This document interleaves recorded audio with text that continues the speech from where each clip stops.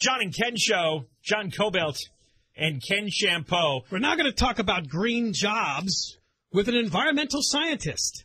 His name is Dr. Ken Green. He testified before the Senate's Health, Education, Labor, and Pensions Committee. And He's from the American Enterprise Institute. And the study he did, the title is the title that we use here on the air, The Myth of Green Energy Jobs. Specifically, the European experience he writes about. And we've talked about this before. There are so many politicians from Jerry Brown recently, Janice Hahn, Obama, Schwarzenegger. They prattle on about these green jobs. And we've told you that in California, green jobs are far less than 1% of the economy. And they only add, since 1995, about 3,000 green jobs in this state every year. In a state where we have 15, 16 million jobs. It's an extremely tiny number of green job positions that exist. And worse than that, and that's what we're going to get into with Dr. Green, they can destroy more jobs in the private sector than they actually, quote, create. So how does this happen? He's done the research. He testified. Let's get him on. Kenneth Green, welcome. Hey, guys. Hey, thanks for coming on with us. Tell us how green jobs and governments subsidizing green jobs in Europe leads to the destruction of other jobs. Sure. It's pretty straightforward. I mean, governments don't really have money of their own. The only money a government has is money it's taken from somebody else. So they can't really create jobs on net. They can just take money from one part of the economy where it's creating jobs, give it to somebody else to create jobs elsewhere, while they take a cut for themselves. And since the job they're creating isn't one that the market made naturally, it tends to be more inefficient and pay higher union rates. So you get less jobs rather than more. That makes sense, especially that part about the jobs being created naturally. If the government just makes up the jobs, that can hurt the economy.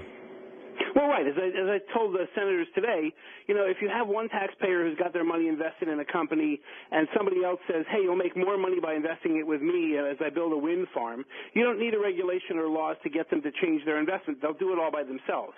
The fact that you need regulations and laws to force people to invest in certain things or to move money around is proof that it's not as efficient as what the market would have, and it's not going to be as profitable for all the people involved. Explain what happened in Spain. You write that each green energy job cost over $800,000. Government had to spend that money.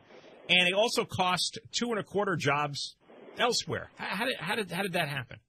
Right. Well, that's the same bottom line. It's the same example, which is the government took $800,000 out of the economy elsewhere, where it was creating a couple of jobs in the regular economy, and they used that money to create one job in renewable energy, wind or solar power. And so on net, you gained one, you lost two, and the same is true in other countries in Europe. This happened in Italy as well?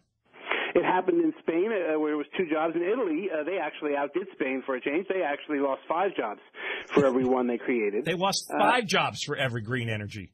Yeah, that takes a lot of talent, and I believe the mafia was involved. Leave it to the Italians, yeah. And really. And in Great Britain, same thing. Yes, in Great Britain, actually, they split the difference. 3.5 jobs killed or foregone to create one green energy job. I might point out that the stimulus jobs the Obama administration talks about, they've admitted their own numbers cost between $185,000 and around $285,000 to create one job. And if you think about what the average job pays, it's not really complicated math. If you were going to employ somebody, would you need to pay them $285,000? Well, you could probably create several jobs. All right. Well, going back to the Spain example, you said they spent $800,000 per job. Where did the $800,000 go for? Once you exclude the salary and the benefits for the employee, where else? Subsidies to create the job, right? So they gave subsidies to people who claimed they were going to make wind power and solar power, and they achieved a really cool thing in Spain. One of the solar power producers was actually selling energy into their electrical grid at night.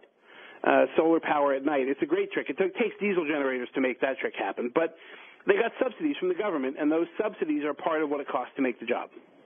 And didn't I read in Spain some of these jobs didn't even last? That's right. A lot of them, in fact, the majority of them are temp jobs. It takes people to put up the solar panels and put up the wind turbines, but it doesn't take nearly as many to run them or just clean them and mop them, which has to be done with solar panels. Why isn't there a market for all these alternative energy sources, all these green jobs? Mostly it's because they're expensive. I mean, there is a small market for it. People will buy very expensive luxury electric cars, but it's a very small number of people who want to put on a show of how environmental they are. But for the regular people who just want to get the most affordable energy they can get, most affordable and reliable, the green stuff just doesn't provide it. And the same is true of the green technologies. They just don't give people what they want. If I want a washing machine, I want clean clothes at a low price that uses regular soap.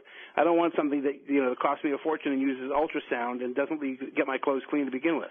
Yeah, I've noticed, I've gone to a couple of these little home conventions where they have all these green products.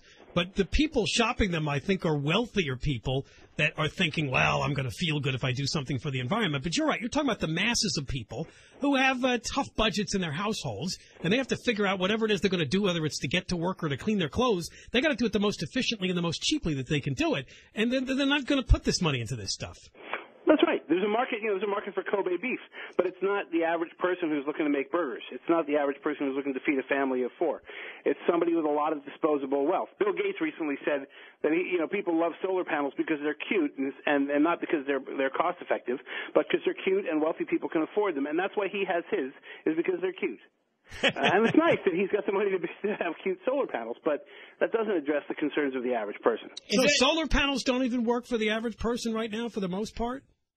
No, they don't. Unless you live in your house for a very long time and you're willing to clean them yourself, and you get a good break on the price and a whole bunch of tax cuts. Even Ed Begley, the environmentalist, he wrote a book called Living Like Ed, and even he admits that he never expects to see a return on his solar panels, and he has to go up and clean them on the roof 3 times a year. So, for most people, it's just not a good Yeah, we've gone to his house. We did a show at his house once. We did. We watched all of his green products. It's fascinating, but it is a lot of work. Yeah, I mean, he was trying to cook a solar oven. Remember, he had a solar oven in the backyard, and if you want to cook a chicken or a turkey in it, you have to move the oven all over the backyard to catch the sun just right as it moves across the sky. That's right. What I love about his book, actually, is he's honest about that. He says, these things are a lot of work. They don't make you any money. You do them because they're satisfying, and his wife drive his wife crazy. And so at least he's honest about it, but he doesn't pretend it's for the average person either. Well, you can look at this 2 ways. We're talking to Dr. Kenneth Green, an environmental scientist. There are people that want us to move towards the green job economy because, first of all, they're tired of seeing all the cars and all the people out there what they think are doing or wasting energy. They're tired of the coal-fired plants. They're tired of oil prices. They believe that the time is now to move forward on creating a green economy. But I think what you're saying in your research is that when the time is right, it'll happen through the private sector. Well, that's right. And presidents actually have been promising a green economy and energy independence since Nixon. And in fact, the electric car people have been promising a market-ready electric car since 1910. And they're always 5 to 10 years away, and they've been 10 years away for 40 or 50, 100 years now, and they'll probably still be 10 years away 10 years from now. But eventually, there will be a technological breakthrough, and some of these things will be worthwhile. Will there be? For some of them, I don't really know for things like solar or wind that they have a fundamental problem there, which is, there's just not a lot of energy in a cup full of wind compared to a cup full of coal, a cup full of gas, a cup full of almost wood. There's not a lot of energy in a cup full of wind or a cup full of sunlight. And so overcoming that problem, I think, may be impossible to do competitively with other fuel sources. All right, hang on. We're talking to Dr. Kenneth Green, an environmental scientist. Is also a resident scholar with the American Enterprise Institute. When we come back, we'll talk about exactly what he said to the Senate Committee on Health, Education, Labor, and Pensions. What he's talking to us right now is the myth of the green job economy. John and Ken Show, KFI AM 640, more stimulating talk radio. John and Ken Show, John Cobell and Ken Champeau, the aptly named Ken Green, testifying before the Senate Health, Education, Labor, and Pensions Committee. And he's with the American Enterprise Institute, and he wrote he's a resident scholar there. And he wrote a study on the myth of green jobs, how the nations, especially in Europe, that have tried to have the government create green jobs, all they did is cost jobs because you have to grab tax money out of the economy to fund the green jobs, and you end up not creating that many. They're very costly, and they end up costing other jobs. And he testified before the Senate Committee on Health, Education, Labor, and Pensions. In fact, he did that today, so let's get him back on the show and talk to him about that. Dr. Green, what was the purpose? Who called you before this committee? What were they trying to find out? Well, I was called up by the minority, the Republicans. The hearing itself was sort of on how to get job creation back to help the middle class, was the overall theme of the hearing. And at least one of the members has pitched the idea that, well, we're going to do this with green jobs and a green economy. And so I was asked in by the minority to give the other point of view, which is that markets create jobs and governments don't. And so that was my essential role. The simple truth, exactly right. This is not a revolutionary philosophy, though, that markets create jobs. I mean, well, I don't think so, but apparently it is somewhat revolutionary if you happen to be from the left. Well, I mean, let's go back to what we were discussing in the last segment. Somebody's got to buy these products or services. That's right. I don't see that people are buying these products and services in any great quantity.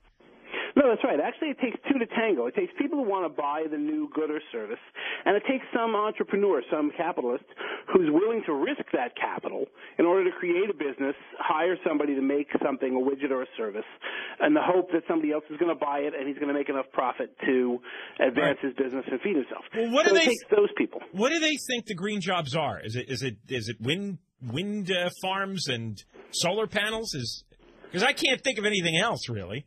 Well, it changes every time you ask them, actually. It depends on how many people they want to count. So, like, there's a brand new study from the Brookings Institution. And they to give them credit, they do try to do a good job with the math and counting only green jobs, quote-unquote green or clean jobs. But they went ahead and they threw in everybody who works, for instance, in mass transit into clean jobs. And yet they left out all the people who work at companies in the environmental health services department, the people who try to keep a company from polluting its local environment and keep it in compliance with the laws. So it's really hard to know what they're counting. It really depends on sort of what point they want to make as to how they count them. Yeah, I know, but working for a mass transit agency, that's not what I'm thinking about when you talk about green jobs. Yeah, we think that's a liberal interpretation. Well, they're kind of counting jobs that have already existed for 100 years. I'm talking about new industries here, new products and services that don't exist, but soon, when they exist, they're going to be purchased by the masses. And I can't think of anything. Well, you put your finger on it. I mean, they are counting jobs that pre-exist. And if you look at a train that's running, only one quarter full, and it's going back and forth all day over a route with few people in it, it's hard to think how that's actually more environmental than a relatively new car traveling the same distance, carrying the same number of people. Waste cleanup. Well, that's been around for a very long time. There are a few. Wind power. I mean, if people want to buy wind power, wind turbine power, I suppose you could say that's new. And solar power would be new. Right, but all that is too expensive right now for the masses. That's right. It's a very tiny fraction of the jobs that they're counting. No amount of government wishful thinking can move up the date line on this. Well, they could, but only at ruinously high prices, right? So, I mean, if they wanted to just insist that you can't make electricity any other way in California, for example, and shut down all the natural gas stuff and stop importing energy from other states, they could, eventually they could put up enough solar panels and things, but it was going to cost a fortune. Well, that's what they've done here in California. They've passed a law requiring the utilities to get more and more of its power from renewable sources, which we think is going to turn around and raise our rates dramatically. Well, you're right, and that's exactly what a lot of states are trying to do with these clean energy standards. It's sort of like saying, here's your check. You're going to go to the butcher counter, and you have to pay 30% of your purchase has to be from the most expensive cuts of meat. And here's you have to get at least 30% organic vegetables when you shop. And there's no question, if you told somebody that, they'd say, wow, you're going to raise my food bills, or I'm not going to get as much food. But the politicians seem to want to pretend that that's not going to happen to energy, and yet it will. And the truth is, if it costs me more for my utilities, like 15% more, that's less money I put into the economy elsewhere, which, as you pointed out, can cost private sector jobs. That's exactly right. You don't go out for dinner that night, and you think the server down the street's going to thank you for using clean energy instead of going to their restaurant. I don't think so. What is the situation in Europe now with these studies that you pointed out with all these countries, Spain, Italy, the Netherlands? Where are they now on their green job economies? Well, setting aside the fact that many of them are going broke, even before that, they started backing away from the green subsidies because the people who were the ratepayers were screaming bloody murder at the higher costs, and the businesses were simply pulling up stakes and leaving because they couldn't afford the electricity and couldn't afford to compete with other countries in Europe and elsewhere. And so they're backed away, and they've been trying to cut it as quickly as they can, but their green lobby is strong as ours is, and so politicians are afraid of just basically admitting, hey, this was really stupid, and cutting it all at once. Instead, they're going to try to phase it out so that they can sort of pretend that they're still supporting. So there's really almost nothing to this. No, nothing. I think it's going to be a bubble. And many people think the same thing, which is the green bubble of green technology and green energy. It's going to pop, and just like other bubbles, when people look back at what they really had, they'll find they had an illusion. You don't think in 100 years from now it's possible that there'll be all these green products used by the masses? Oh, heck, it's possible. I mean, 100 years ago, you can't even imagine. If you were living 100 years ago, how could you imagine the Internet and wasting most of your day on Facebook and Twitter? But so it's possible. Yeah, and that's real progress. Not for my productivity, but yeah, I suppose for some.